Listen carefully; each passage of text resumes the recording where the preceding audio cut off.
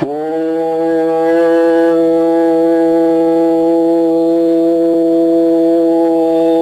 ஈஸ்வரா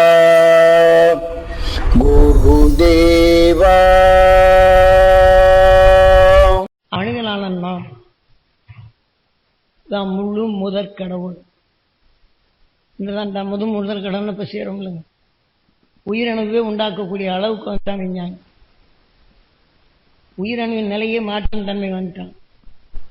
ஒவ்வொரு உடல் உள்ள அணுக்களையும் மாற்றிருந்தான்.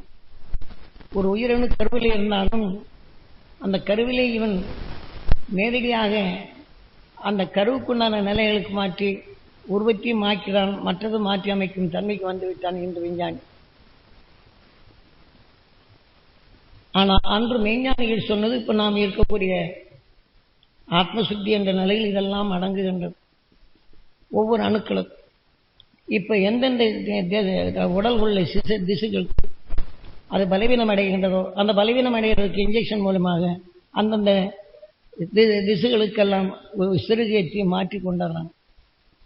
ஒரு உறுப்பில் உள்ள நிலைகள் குறைத்தாலும் அதுவே மீண்டும் திசுகளை அது வலுகொண்டு நிலை மாற்றும் தன்மை விஞ்ஞானி வந்துவிட்டு இதே போல திசுகளை மாற்றி மாற்றி மாற்றி இன்று ஒரு மனிதன் 1500 ஆண்டு வரையிலும் வாழ முடியும் என்று அணுக்களின் தன்மையை கூட்டி இன்று பேசுகிறோம். ஆனால் 1500 ஆண்டுகள் இந்த செல்லின் மூலம் நாம் வளர்த்து கொண்டாலும் அதற்கு பின் இனி உடல் உயிர் ஒளியானது தீயில் குறித்தால் உயிர் வேவதில்லை, உடல் கருகின்றது. இதைப்போல என்றும் வேகா நிலை என்ற நிலையை நாம் அடைதல் வேண்டும். அப்படி அடைந்ததுதான் துருவ நட்சத்திரம். அதை பெறுவதுதான் நமது கடமையாக இருக்க வேண்டும். என்றால் இத்தனை கோடி துன்பங்களிலிருந்து மீட்டி இன்று நம்மை மனிதனாக உருவாக்கிய இந்த உயிரை ஈசனாக மறிக்க வேண்டும்.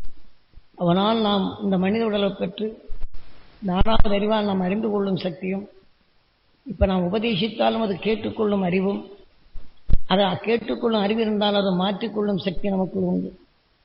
இப்படி தீமைகளை மாற்றி நல்வுணர்வுகளை நாம் சேர்த்துக் கொண்டோம் என்றால் இந்த வாழ்க்கையை அமைதியான வாழ்க்கையாக கொண்டு வரலாம். ஆக அமைதியாகவும் இருக்கலாம். நாம் எந்த வேதனைப்பட்டும் எது வேதனைப்பட்டும் நாம் கொண்டு போறது வேதனைப்பட்டால் வேதனை தான் கொண்டு போறோம். வேதனை நீக்கும் அந்த துருவ நட்சத்திரத்தின் உணர்வு நாம் பெற வேண்டும் என்றால் வேதனை நீக்கும் சக்தி நமக்குள் வரும்போது அதன் உணர்வு நம்மோட சேர்த்து வரப்படும்போது இந்த பிறவியில்லா நிலை அடைகின்றோம். இது பெறுவதற்குண்டான முயற்சிகளை நீங்கள் இருங்கள். இந்த உடலை சேர்க்கே தான் பெறும்பது. உடல் வேணும். ஆனால் அந்த உடல் அமைதியாக இருக்க வேண்டும் என்றால் இந்த உடல் அறியாது சேர்ந்து தீமைகளை துடைத்து பழகுதல் வேண்டும்.